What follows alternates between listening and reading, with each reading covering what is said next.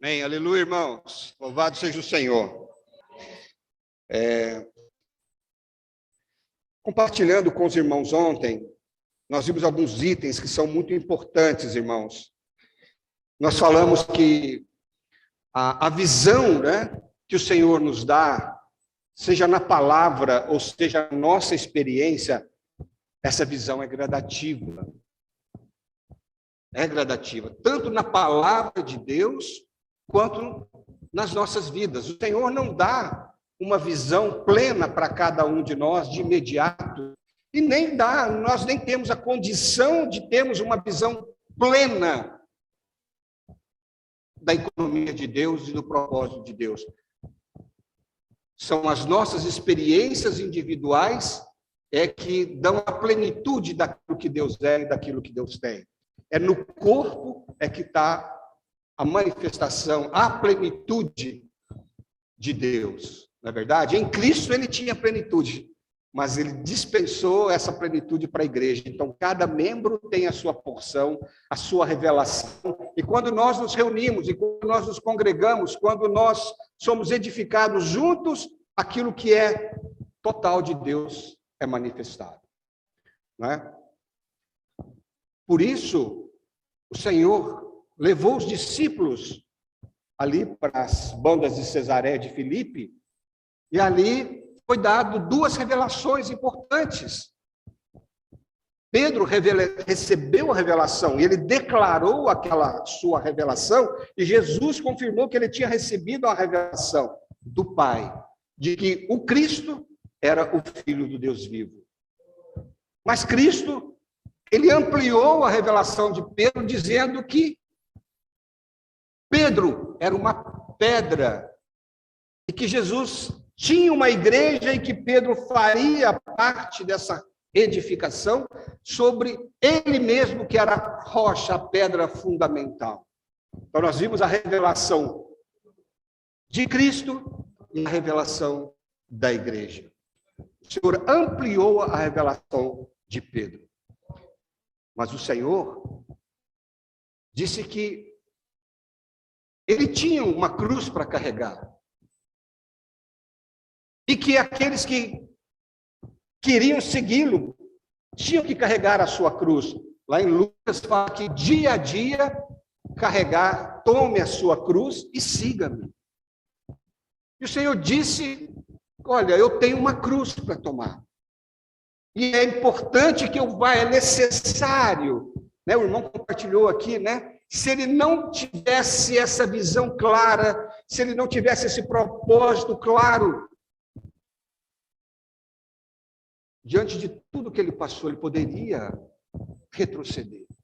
Mas ele tinha um propósito. É necessário que eu vá para Jerusalém, é necessário que eu sofra todas as coisas dos sacerdotes, dos anciãos, e seja morto e seja ressuscitado. Ele deu uma visão que ele precisava tomar a cruz, que era o encargo dele para gerar a igreja, que ele tinha revelado, mas que também, para isso, ele teria que ser morto, mas também ele disse que seria ressuscitado. Não era simplesmente a sua morte que edificaria a igreja, era a sua morte e a sua ressurreição. Mas Pedro estava satisfeito com a visão que ele tinha de Cristo e da igreja, e estava satisfeito com a companhia do Senhor Jesus e ele ser membro dessa edificação.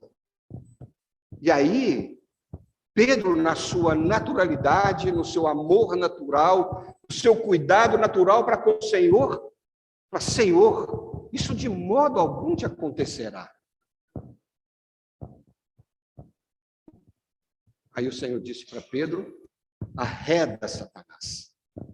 Arreda. Você está falando de coisas de homem, não das coisas de Deus.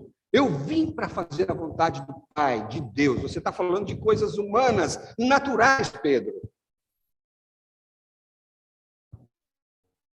Louvado seja o Senhor. Aqui, nós temos um princípio muito importante, irmãos. Deus tem uma revelação para cada um de nós. E essa revelação complementa as revelações. E quando Deus nos dá uma revelação, certamente Ele vai nos dar outra. Então nós precisamos estar abertos ao que o Senhor está falando. Pedro se agarrou à palavra de Cristo, dizendo que era necessário que ele fosse para Jerusalém ser morto, mas esqueceu que ele iria ser ressuscitado. Esqueceram tanto que 3 dias depois que o Senhor tinha morrido, ninguém foi ao túmulo. Apenas as mulheres foram lá para poder embalsamar o corpo do Senhor. Olha como é, às vezes, complicado nós entendemos a palavra de Deus na sua plenitude. Então, o Senhor falou que ia morrer, mas Ele também falou que ia ser ressuscitado.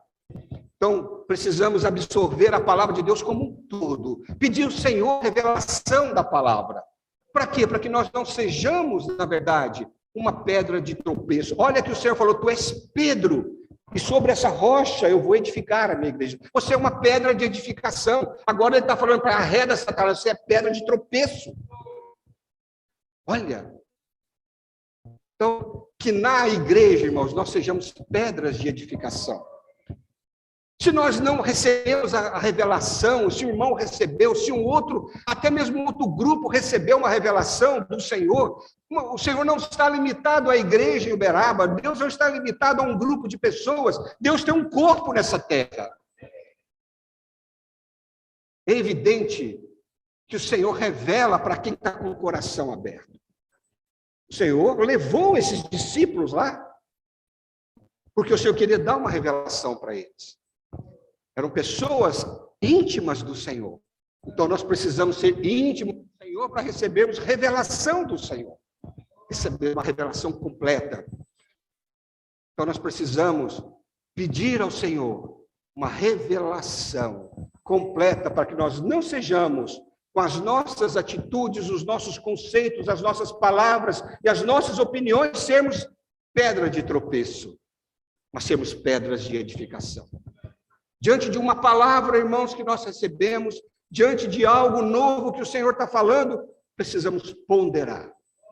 Para não sermos, na verdade, exortados, repreendidos pelo Senhor, e não nos tornarmos pedra de tropeço.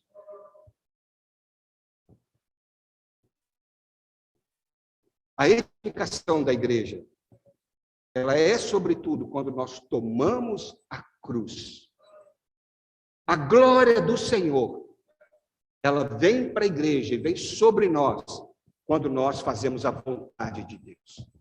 Vocês não estão lembrados quando eu falei da construção do templo e do tabernáculo? Quando eles fizeram segundo a vontade de Deus, tudo que tinha ordenado para Moisés e tudo que tinha ordenado para Davi, foi que a glória encheu o templo? Na igreja também. Então, irmãos, se nós queremos ver a glória do Senhor na igreja, se nós queremos ver a manifestação dessa glória, precisamos fazer a vontade de Deus. Tomar a cruz. Se nós não temos uma visão completa, se nós discordamos de alguma coisa, se nós não vimos, cuidado com as nossas palavras. Vamos pedir revelação para o Senhor. Cuidado para a gente não machucar o irmão, para a gente não fazer o irmão tropeçar, não fazer o irmão cair, esfriar na fé. Até mesmo pelas dificuldades que nós temos uns com os outros, nós não somos perfeitos. Nem nós, nem os que estão à nossa frente, nem aqueles a quem o Senhor deu ao ministérios, irmãos. O que nós temos que pedir é que o Senhor revele para nós a sua vontade. E esperar no Senhor até que estejamos completamente revelados a visão do Senhor. Louvado seja o Senhor. O Senhor, então, foi levou os discípulos para um alto monte. Ele fala isso lá em Lucas 9. Para quê? A fim de orar. Ali o Senhor também queria dar uma outra revelação.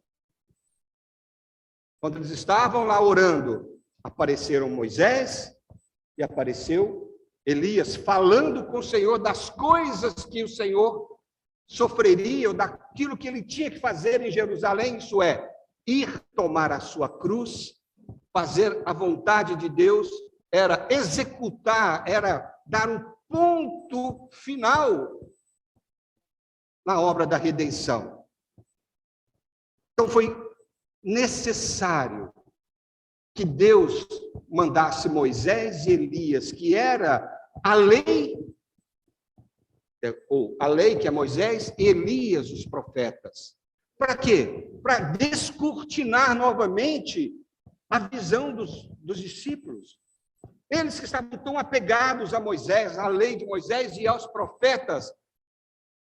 Há uma passagem aqui que diz que quando Pedro falou que era bom que fizéssemos 3 tendas, Senhor, estou com Moisés e Elias e o Senhor aqui, vamos fazer 3 tendas para você, para mim não precisa nem fazer, para vocês está bom, mas vocês vão ficar aqui, eu fico aqui no templo mesmo, eu fico ao redor, mas eu quero vocês 3 juntos. Aí veio uma voz do céu que disse, aí quando ele falou isso, Moisés e Elias desapareceram, ficou só o Senhor, e veio uma voz do céu que disse, este é o meu filho amado, a ele ouvi. Ali Deus estava estendendo a revelação para Pedro e para os discípulos, de que deixa Moisés, deixa Elias, isso já passou, ao meu filho ouvir. Deixem as tradições, por melhor que seja a lei, por melhor que seja a palavra dos profetas, há um novo caminho a seguir. O Senhor ampliou a visão dos discípulos. Cristo, Filho de Deus vivo, que veio como o fim de todas as coisas, veio como o fim da lei e dos profetas. Essas 2 coisas foram meios que o Senhor deu para o povo para esperar a vinda do Messias.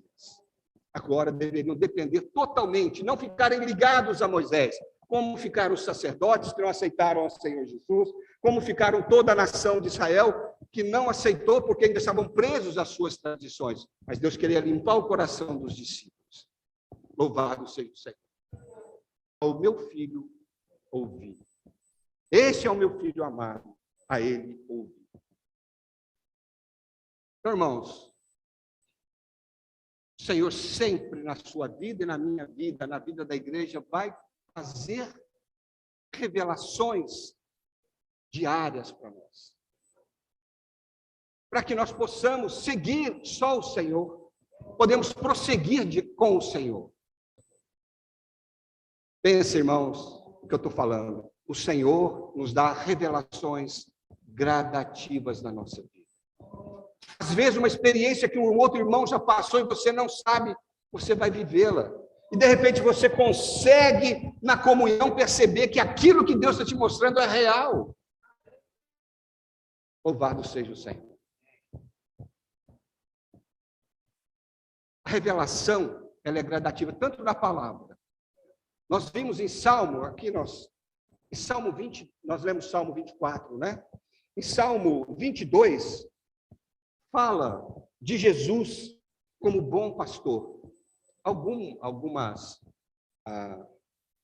intérpretes da Bíblia, estudiosos da Bíblia, classificaram o Salmo 22, 23 e 24 como esses salmos falando da pessoa do Senhor Jesus.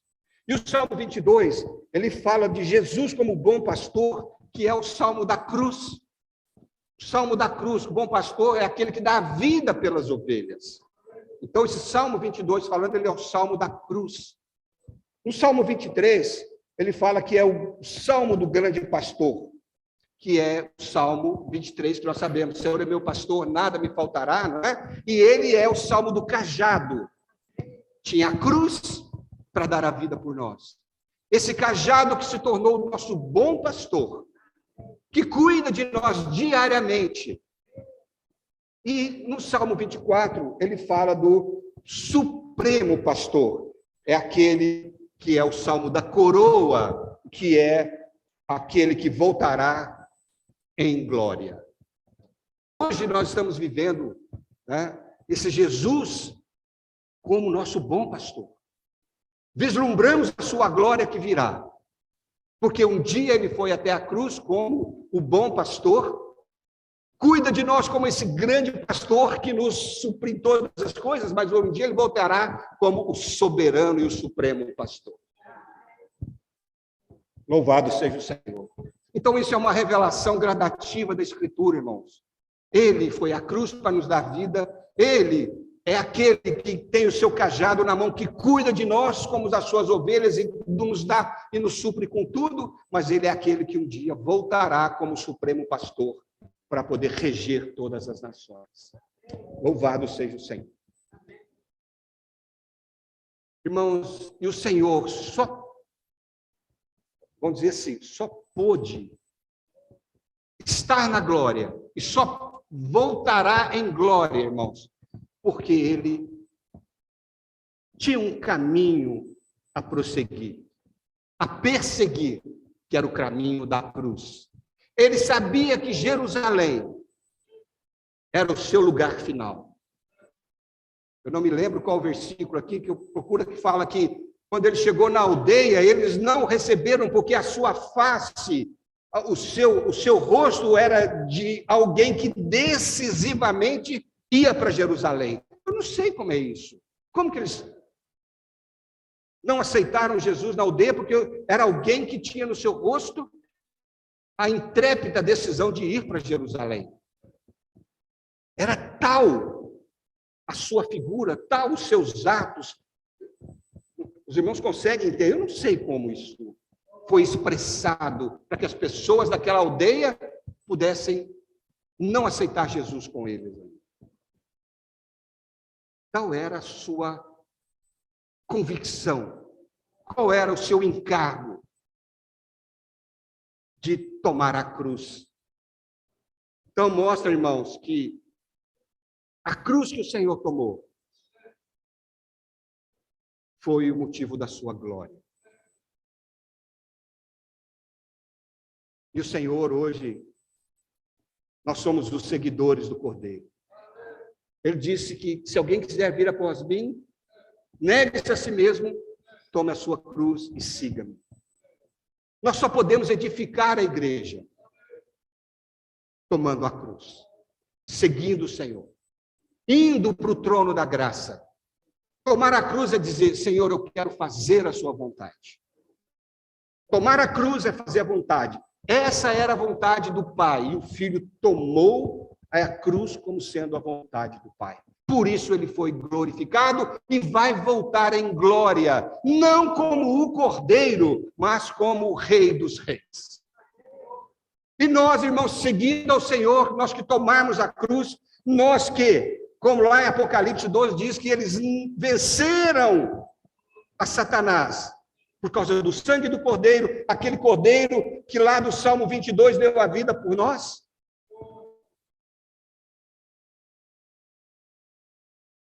Aqueles que deram a palavra do testemunho, é aquele que sabe e dá testemunho de que é um grande pastor cuidando de nós. E testemunha isso para Satanás, para o mundo. Isso é parte dos vencedores. Tomar o sangue do Cordeiro, tomar a palavra do testemunho e, em face da morte, não amaram a própria vida. Esses também voltarão com Cristo. Isso é tomar a cruz.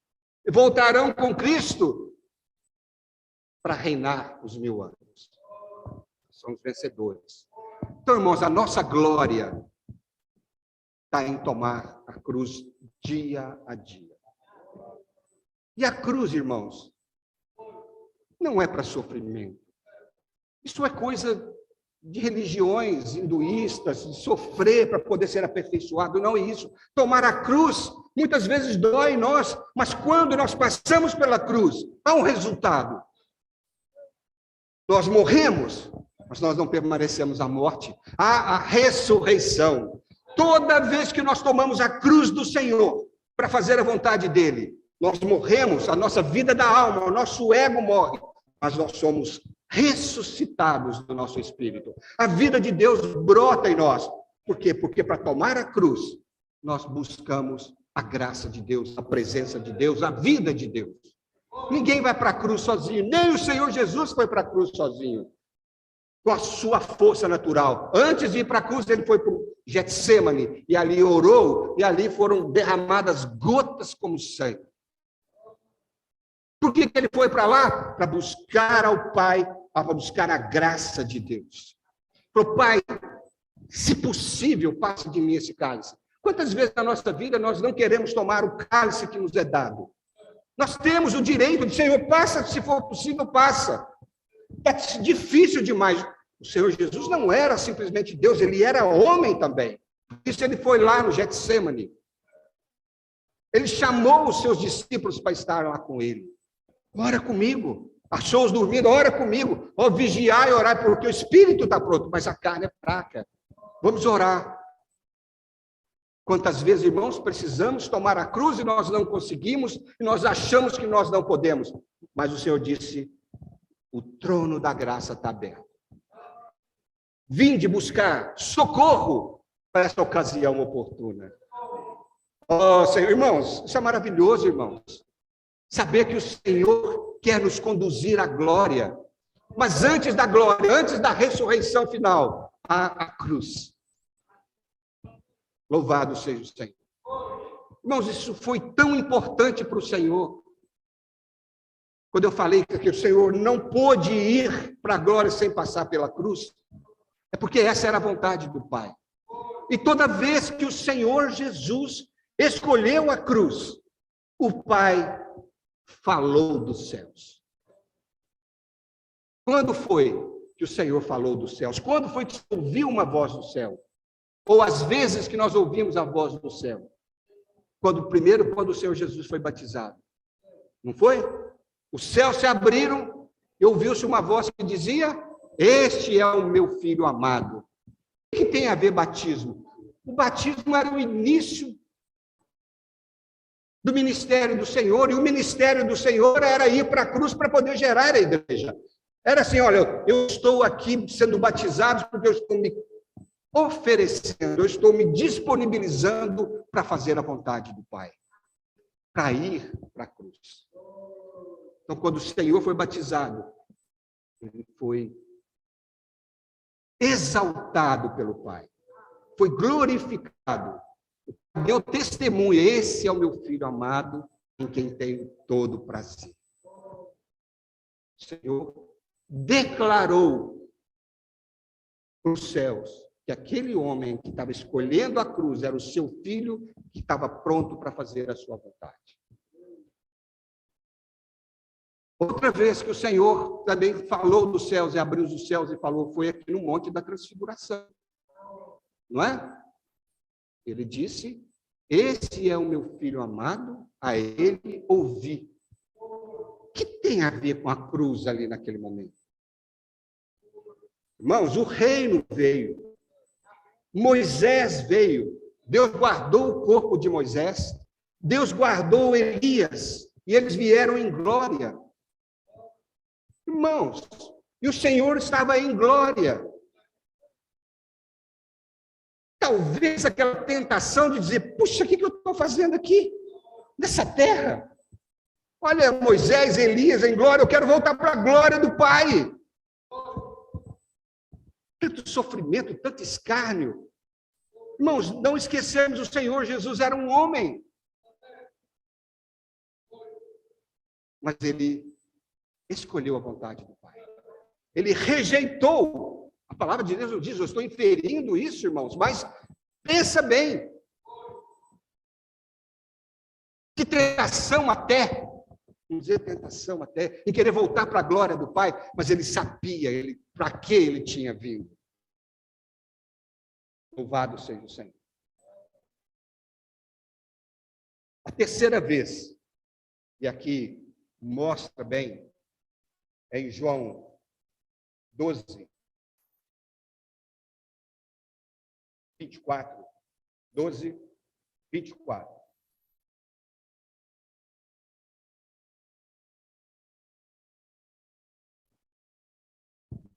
Em verdade vos digo, se o grão de trigo caindo na terra não morrer, fica ele só. Mas se morrer, produz muito fruto. Quem ama a sua vida, perde-a, mas aquele que odeia a sua vida neste mundo, preservá-la para a vida eterna. Se alguém me serve, siga-me. E onde eu estou, ali estará também o meu servo. E se alguém me servir, o Pai o honrará. Agora está angustiada a minha alma. Que direi eu? Pai, salva-me desta hora. Mas precisamente com esse propósito vim para essa hora. O grão de trigo tinha que morrer para gerar muito fruto.